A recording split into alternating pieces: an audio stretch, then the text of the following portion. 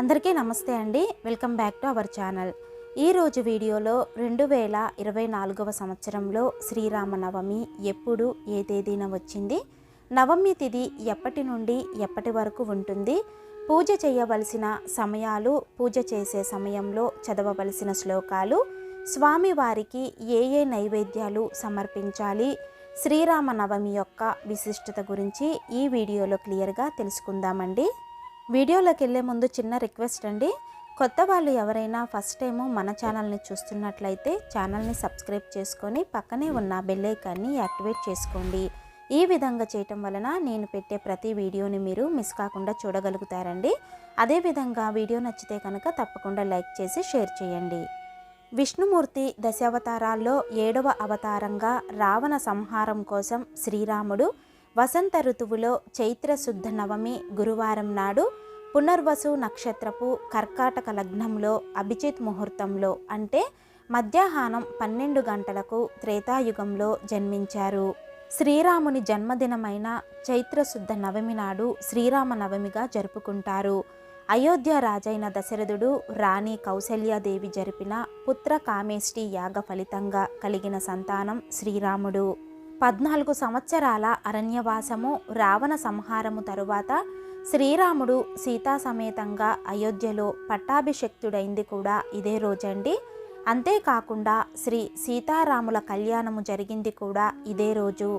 శ్రీరామనవమి రోజున సీతారాముల కళ్యాణం జరిపిస్తే సకల కోరికలు నెరవేరుతాయి, దోషాలన్నీ తొలగిపోయి జీవితంలో సుఖశాంతులు నెలకొంటాయి. శ్రీరాముడు దేవుడిగా కాకుండా మానవ అవతారంలో మనుషులు పడే కష్టాలన్నీ అనుభవించాడు. మానవుడు ఎలా జీవించాలో చూపించాడు. శ్రీరాముడు రావణ సంహారం చేసి ధర్మాన్ని రక్షించాడు. ఒక వ్యక్తి ఎలా జీవించాలి, మాటకు ఎలా కట్టుబడాలి, తల్లిదండ్రులకు ఎటువంటి గౌరవం ఇవ్వాలి అని శ్రీరాముణ్ణి చూసి నేర్చుకోవాలి అని మన పెద్దలు చెబుతుంటారు. అందుకే శ్రీరాముడిని సకల గుణాభిరాముడు అంటారు.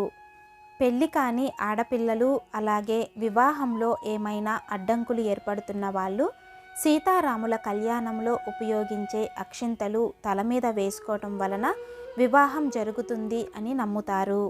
అయితే 2024వ సంవత్సరంలో శ్రీరామనవమి ఏ రోజు వచ్చిందో చూద్దామండి.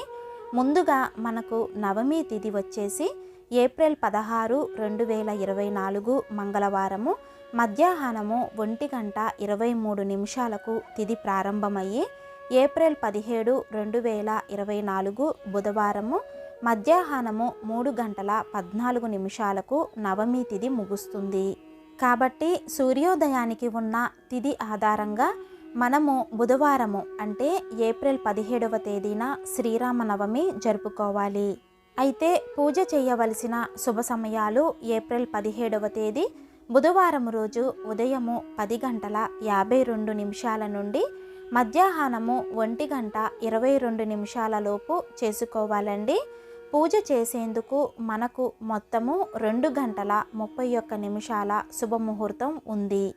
ఈరోజు స్వామివారికి తులసీమాల సమర్పించి 5 ఒత్తుల దీపం వెలిగిస్తే చాలా మంచిదండి.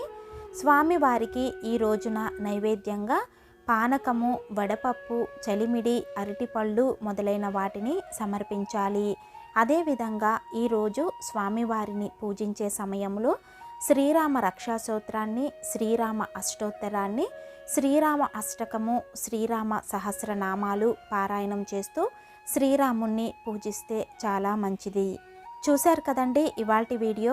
ఈ వీడియో మీకు యూజ్ అవుతుందనే అనుకుంటున్నానండి. వీడియో నచ్చితే కనుక తప్పకుండా లైక్ చేసి షేర్ చేయండి. అదేవిధంగా ఇటువంటి మరిన్ని ఆధ్యాత్మిక వీడియోస్ కోసం మన ఛానల్ని సబ్స్క్రైబ్ చేసుకోండి. శ్రీమాత్రే నమః.